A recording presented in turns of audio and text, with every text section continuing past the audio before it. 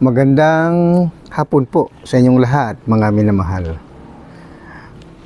Nawa kayo muli ay nasa magandang kalusugan at malayo palagi sa sakit.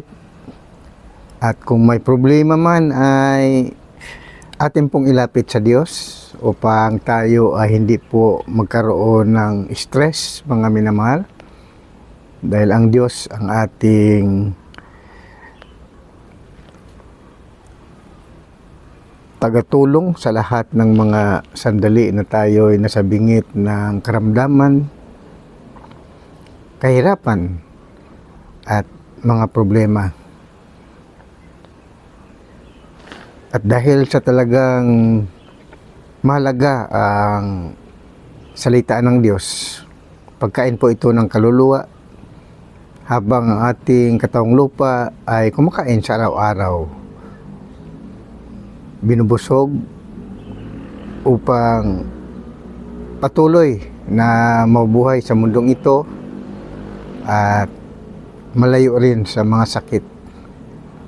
So nawa, nasa mabuti kayong kalagayan at magpasalamat tayo sa Diyos sa mga pagkakataong ito. Amen for that. So,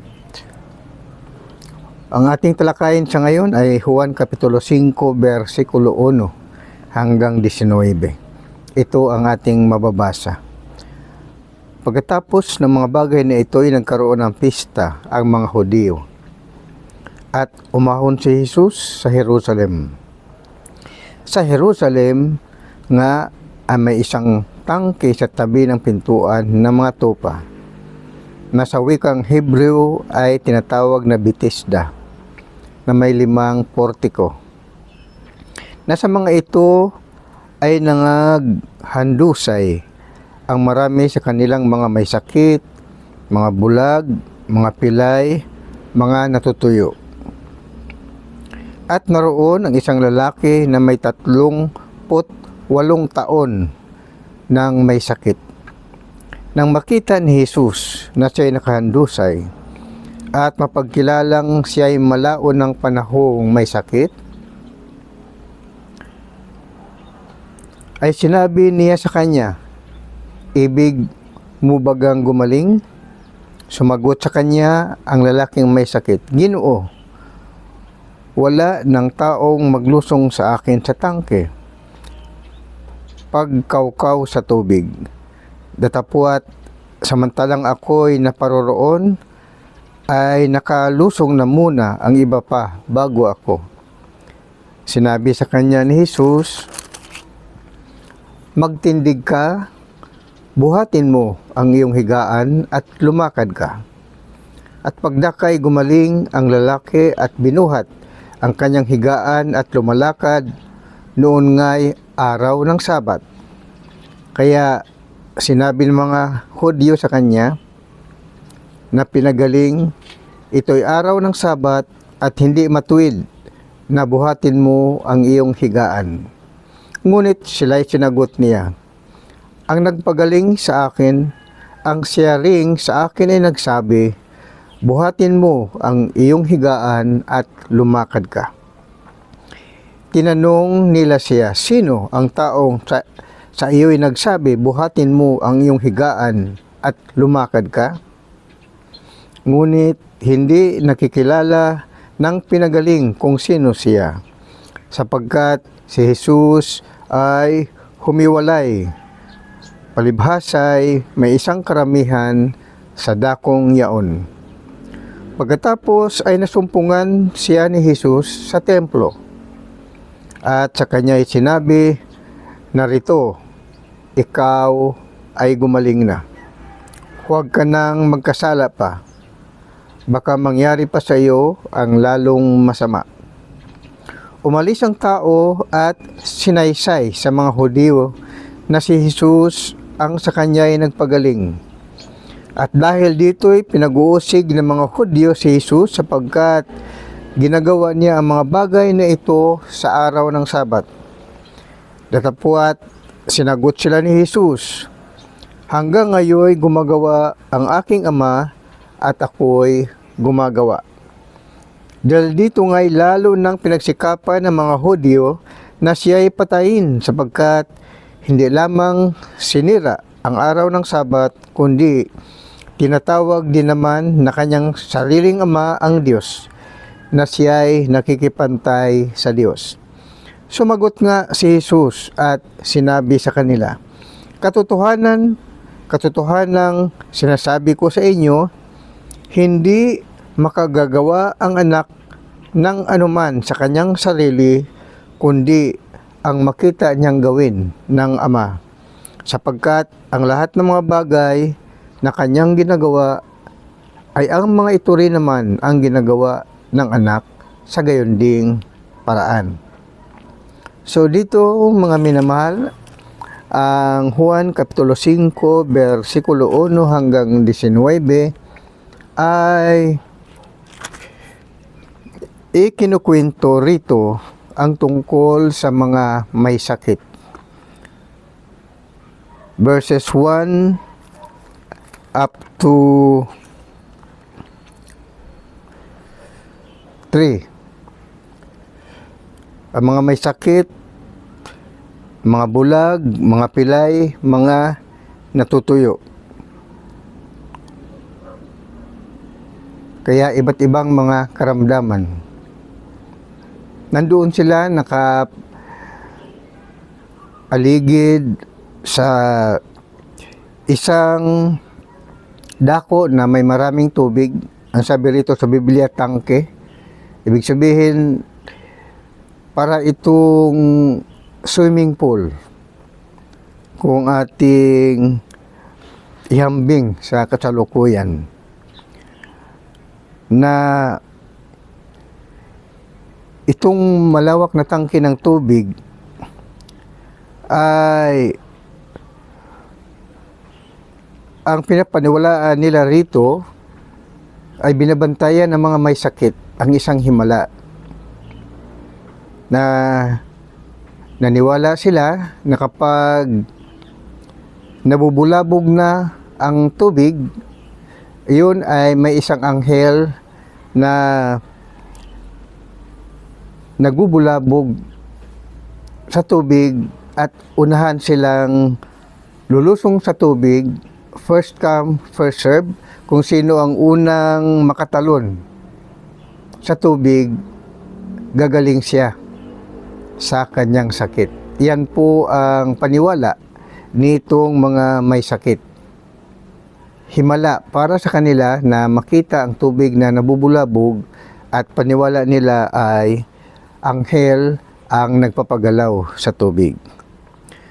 So maraming mga may sakit na nakapaligid doon sa tangke ng tubig na malawak, at binabantayan nila ang tubig upang kapag nakay, sino ang unang makalusong ay gagaling siya sa kanyang sakit. Kaya nakita ito ni Jesus sa verse 5 hanggang 8. Mula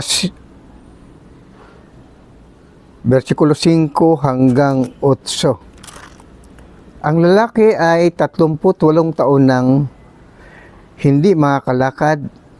Doon na lamang palagi nakahiga sa kanyang higaan, sa kanyang kama. So, nawa si Jesus, kaya tinanong niya ang lalaki. Ang sabi niya, sa verse 6 and 7, nang makita ni Jesus na siya ay nakahandusay at mapagkilalang siya ay malao ng panahong may sakit, ay sinabi sa kanya, ibig mo bagang gumaling? Sumagot sa kanya ang lalaki, may sakit, Ginoo. Wala ng taong maglusong sa akin sa tangke pagkaukaw sa tubig datapwat. Samantalang ako'y naparoon ay nakalusong na muna ang iba bago ako. Sabi sa kanya ni Jesus, magtindig ka, buhatin mo ang iyong higaan at lumakad ka. Ginawa ng lalaki at siya'y gumaling. Nakalakad siya, binuhat niya ang kanyang higaan At sa ganitong pagkakataon, nakita siya ng mga Hudyo. Verse 9 up to 12. Sabi ng mga Hudyo, bakit mo binubuhat ang iyong higaan? Araw ngayon ng Sabat, bawal magtrabaho, bawal magpasan o magbuhat ng higaan. Ngunit sumagot ang lalaki, at kapag nakay gumaling ang lalaki at binuhat ang kanyang higaan at lumakad, noon nga'y araw ng Sabat, kaya sinabi ng mga Hudyo sa kanya na pinagaling, ito'y araw ng Sabat at hindi matuwid na buhatin mo ang iyong higaan. Ngunit sila'y sinagot niya, ang nagpagaling sa akin, ang siya ring sa akin ay nagsabi, buhatin mo ang iyong higaan at lumakad ka. So dito nagkaroon ng pagtatalo. Ang may sakit na pinagaling ni Jesus at sinabi niya, buhatin mo ang iyong higaan at lumakad ka. Natsimpuhan naman ng mga Hudyo. Kaya tinanong nila, sino ang nag-utos sa iyo? Ngunit hindi kilala ng tao na pinagaling. Sa verse 14 up to 16, pagkatapos ay nasumpungan siya ni Jesus sa templo at sa kanya sinabi, narito, ikaw ay gumaling na. Huwag ka nang magkasala, baka mangyari pa sa iyo ang lalong masama. Umalis ang tao at sinaysay sa mga Hudyo na si Jesus ang sa kanya ay nagpagaling. So dito mga minamahal ay binigyan ng babala ni Jesus ang taong pinagaling sa kanyang sakit 38 taon. Na nagkasakit ang lalaki, hindi makalakad, ngunit pinagaling ni Jesus. Pinagsabihan ni Jesus ang lalaki, huwag nang magkasala pa. At baka mas lalong sumama ang maging kalagayan mo. Verse 14 up to 15. Pagkatapos ay nasumpungan siya ni Jesus sa templo at sa kanya sinabi, narito, ikaw ay gumaling na, huwag ka nang magkasala pa. Baka mangyari pa sa iyo ang lalong masama.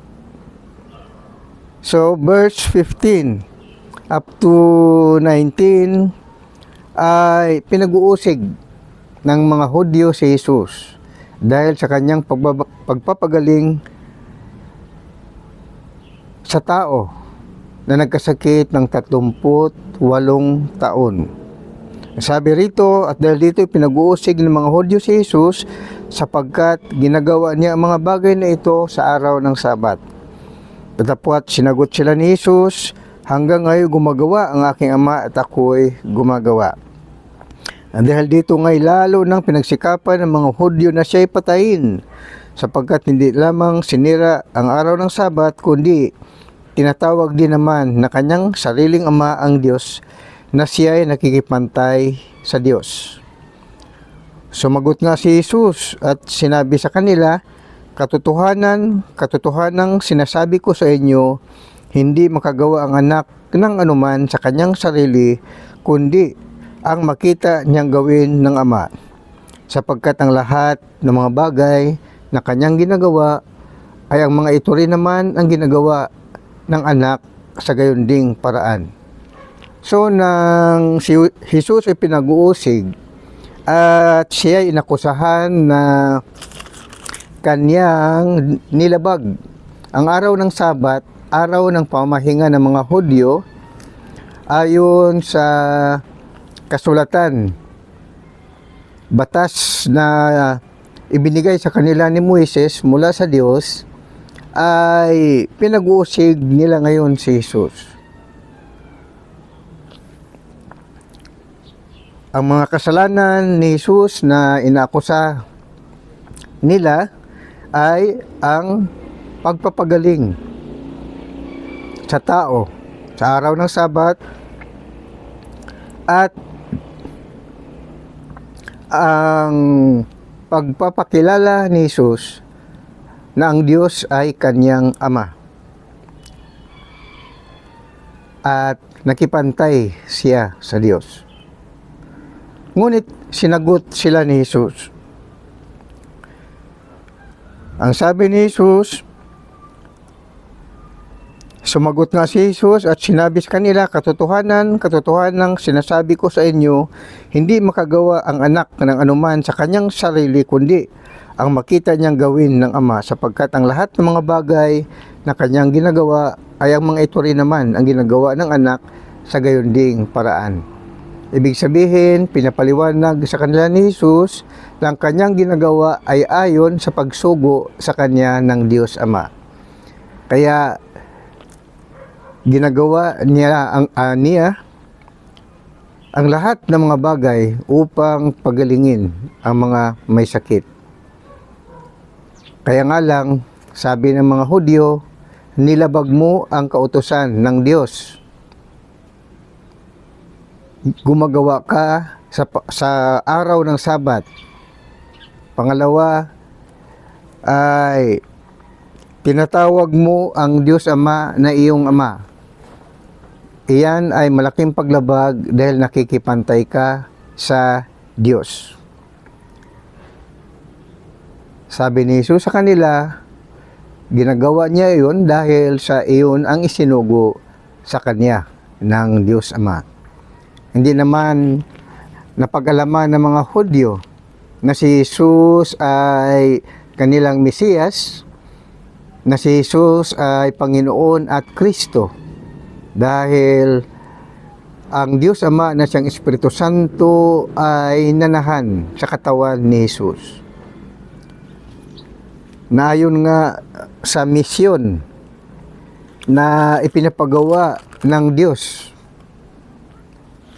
kay Jesus sa Lucas Kapitulo 4, versikulo 18 hanggang 19, ang sabi ng Panginoong Hesus, ayon doon sa propesiya, para tuparin niya ang utos na ibinigay sa kanya, Lucas 4:18 hanggang 19. Sumasa akin ang Espiritu ng Panginoon, sapagkat ako'y pinahiran niya upang ipangaral ang mabubuting balita sa mga dukha. Ako'y sinugo niya upang itanyag sa mga bihag ang pagkaligtas, at sa mga bulag ang pagkakita, upang bigyan ng kalayaan ang nangaapi, upang itanyag ang kayaayang tao ng Panginoon. Ito po ay propesiya ni Isaias, Kapitulo 61, versikulo 1 at 2. Ating basahin. Ang Espiritu ng Panginoong Diyos ay sumasa akin, sapagkat pinahiran ako ng Panginoon upang ipangaral ang mabubuting balita sa mga maamo. Kanyang sinugo ako upang magpagaling ng mga bagbag na puso, upang magtanyag ng kalayaan sa mga bihag, at magbukas ng bilangguan sa nangabibilanggo, upang magtanyag ng kalugod-lugod na tao ng Panginoon at ng kaarawan ng paghihiganti ng ating Diyos, upang aliwin niya ang lahat na nagsisitangis. So, ang misyon ni Jesus ay magpapagaling ng mga may sakit, bigyan ng kaligayahan yung mga nasa kalungkutan, lalo na yung mga may sakit na nalulungkot dahil nasa banig ng karamdaman. Iyan ang misyon ng Panginoong Hesus. At palayain sa pagkabihag ng mga kasalanan ang mga tao. So, ang misyon ni Jesus, pagliligtas. Lahat ng mga kailangang dapat iligtas, isinugo siya ng Diyos Ama. Dangan nga lamang, hindi alam ng mga Hudyo na ang Diyos Ama na siyang Espiritu Santo ay nanahan sa loob ng katawan ni Hesus Kristo. Kaya tinatawag nila si Jesus na namumusong. Hindi nila kinikilala si Jesus na kanilang Mesiyas at tagapagligtas. So si Jesus ay inakusahan nilang lumabag sa kautusan ng Diyos. Nilabag ang araw ng Sabat dahil nagpapagaling siya ng mga may sakit at inutusan ang tao na kanyang pinagaling na buhatin ang higaan at lumakad dahil siya ay magaling na, at gayon din naman pamumusong ang inaakusa sa kanya dahil nakipantay di umano siya sa Diyos at ang Diyos ay tinatawag niyang Ama. So mga minamahal, yun po ang nagiging pag-uusig kay Jesus habang gumagawa siya ng pagpapagaling ng mga may sakit. Ang araw ng Sabat, mga minamahal, ay talagang mahigpit po yan na kautusan para sa mga Hudyo. Kaya nga lamang literal ang kanilang application tungkol sa Sabat. Kaya talagang walang nagtatrabaho na mga Hudyo sa araw ng Sabat. Sa kasalukuyang Israel ay ang allowed lamang sa kanila ang maaring bigyan ng kalayaan na magtrabaho ay ang mga ospital, military, mga bagay na pang-emergency. Yun lang po ang kanilang pinapahintulutan. Yung mga emergency to save lives. Yung pagligtas ng buhay ng tao. Yun lang po ang allowed sa kanila. Itong kasalukuyang panahon ng Israel, talagang mahigpit sa kanila. Marami silang mga listahan ng mga trabaho na hindi dapat gawin. Mga minamahal. Ngunit, pinapahintulutan nila ang magpapagaling ng sakit. Mga emergency situation. At itong kanilang ginagawa sa kasalukuyan na pinapahintulutan nila ang ospital na magbukas, maaring ang kadahilanan nito ay nagpapagaling si Jesus na mga may sakit sa panahon ng Sabat. Ngunit sa panahon ng New Testament at Old Testament ay mahigpit yung mga unang mga Hudyo. Inakusahan nila si Jesus na lumabag sa Sabat, mga minamahal. Yung Sabat, magkaroon tayo ng separate po na doktrina. At ito po ay ayon po sa makakristyanong katuruan ni Jesus ay hindi na dapat na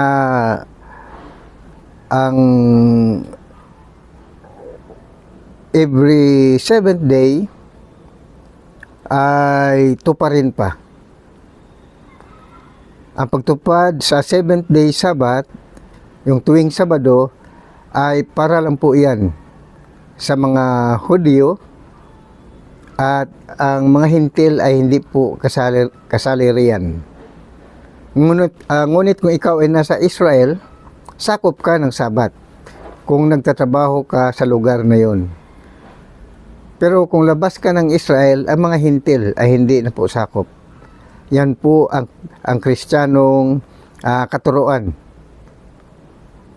ng Panginoong Hesus na itinuturo ni Apostol San Pablo sa mga Hintil. Kaya magkaroon tayo ng hiwalay po na doktrina tungkol dyan.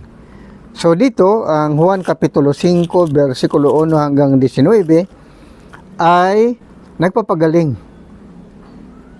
si Jesus ng mga may sakit sa panahon ng Sabat. Dahil ang sabi niya sa Mateo Kapitulo 12, versikulo 11 hanggang 12, at sinabi niya sa kanila, sino kaya sa inyo na kung mayroong isang tupa na kung mahulog ito sa isang hukay sa araw ng Sabat, ay hindi baga niya aabutin at hahanguin? Gaano pa nga ang isang tao na may halaga kaysa isang tupa? Kaya't matuwid na gumawa ng mabuti sa araw ng Sabat. Magandang umaga po. Ito po ang inyong abang lingkod, Pastor Absalom Nabaron Jr., nangangaral ng Ebanghelyo ni San Juan. Praise God, Hallelujah, Amen and Amen. God bless us all.